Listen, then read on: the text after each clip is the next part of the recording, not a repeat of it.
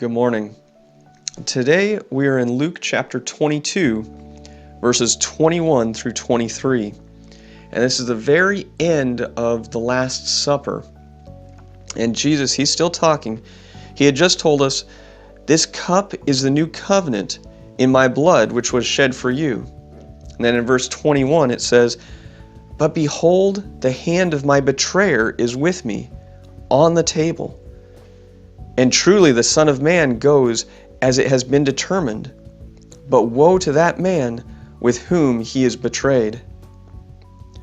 Then they began to question among themselves which of them it was who would do this thing. So the idea here is that he's just told them, he started the communion, he's passed out the bread and the cup, and he's talked to them about this. And now he's saying, but one of you guys is actually not with us, not among us. He had actually warned them. This shouldn't have come as a surprise. He'd warned them earlier that there are 12 of you, but one of you is of the devil. And so, I mean, this is big stuff. This shouldn't have surprised them. But here it appears they start questioning, and I kind of envision, I kind of picture everybody looking at the other one. Who is it? Is it you? Is it you?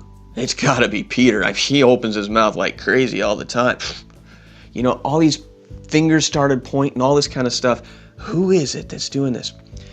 But check this out. Gonna blow your socks off. Back in Matthew, it's the same thing happening, the Last Supper, the Passover.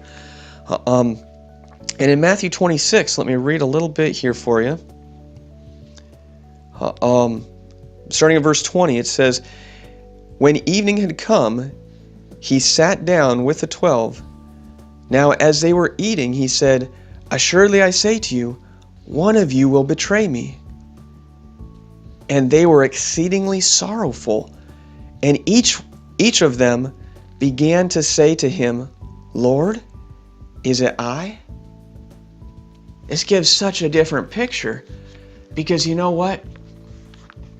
They weren't just pointing the finger, "Is it you, is it you, is it you?" They were saying, "Is this me? Am I the one who is to betray you, Jesus?" See,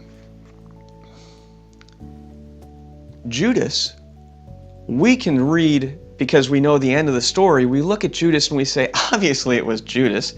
He was a jerk. But he was a trusted disciple. You had the three, Peter, James, and John, they kept on being taken aside to do special things. But I would venture to say that Judas was pretty much number 4 man. Judas actually records that he kept track of all of the group's money. Now, do you trust the person who keeps track of your money? Yeah, probably. We put trust in that. That's like, we don't give that job to the most untrustworthy person. We give that usually to the more trusted people, to people who would take good care of our money. And so my guess is that Judas was actually a pretty trusted disciple as far as the rest of the disciples were concerned. Most of them probably looked up to him. He probably seemed to be successful as a businessman, successful in whatever, and people looked up to him. But here in Matthew we see they're coming to Jesus and saying, "Is this I?" Now, the question is, where is your heart? Where is my heart?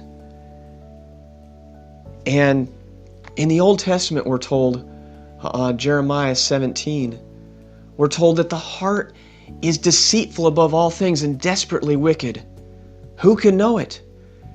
And then God answers, "I, the Lord, search the heart and the mind."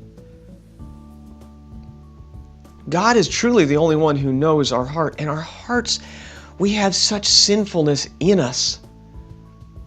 And the only thing that's good actually is coming directly from God.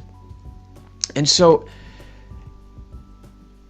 there is a time that we need to question ourselves and ask God, God, please search my heart as David did. Please purify me. Pull out any of the garbage, the gunk that's in my heart, that I can be more 100% for you.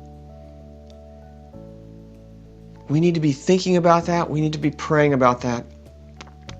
And when we're thinking about the Lord's Supper, communion, we need to be going through that process again, thinking about, God, I want to confess the things I do know, because I know so much about the sins that I do already know, but also even the sins I don't know. God, if there's anything evil in me, please purify this. Please pull it out, because I want to be fully for you. And then it's God doing the work, not us. We need to trust Him to pull out the gunk out of our lives. It's not us pulling ourselves up by our bootstraps, but our whole Christian relationship, our whole life is based on what Christ did on that cross, not what we can do or can't do.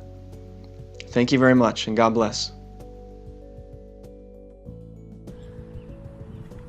I want to interrupt this regularly scheduled program to say, hey, click up here and like our page, or click over here. Right now, you can do it.